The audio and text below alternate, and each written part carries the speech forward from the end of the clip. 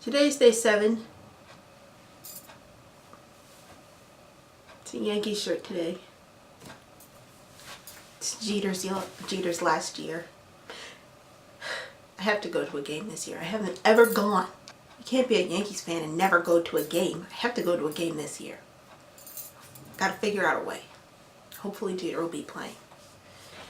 The light is fading. I was riding the stationary bike today, trying to get in some exercise. And while I do that, I usually either listen to music or lately I've been watching YouTube videos on my iPod. Thank you, Wi-Fi. Today it was YouTube videos. One of the channels I'm subscribed to under a different YouTube username than notrachel is BBC News. Partly because I feel like they do more international news than the local news people, and also British accents are adorable. This particular one was about the elections that are taking place in India. I didn't know that was happening, but that's why I watch BBC News, so I can learn these things. The video is pretty short. It was about 2 minutes, and it went through some basic things like how many voters India has, which is like over 800 million.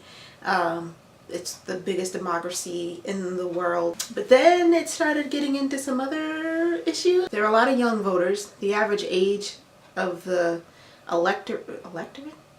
The average age of the people with the right to vote is 26.7, which is actually younger than me, whether you believe that or not.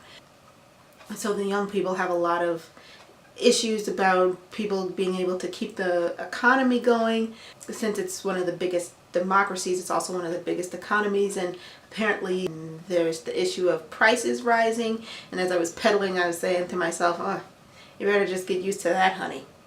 That's what prices do. Inflation, man. It's a thing. A couple other things were that there are 370 political parties in India. It has gone from 55 in like 1952 to the 370 that there are today. And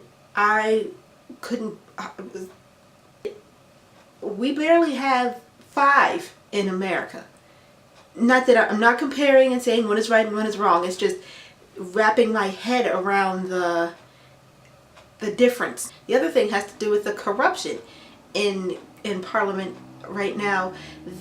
Like 1/3 of the members have criminal charges against them, like outstanding criminal cases. And of that 1/3, half of them are serious charges, like murder and abduction, says the narrator lady in the video.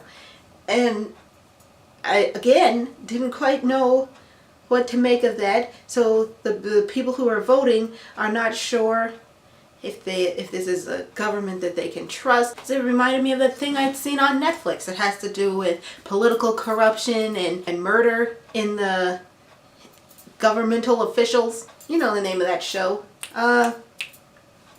Emperor's New Groove.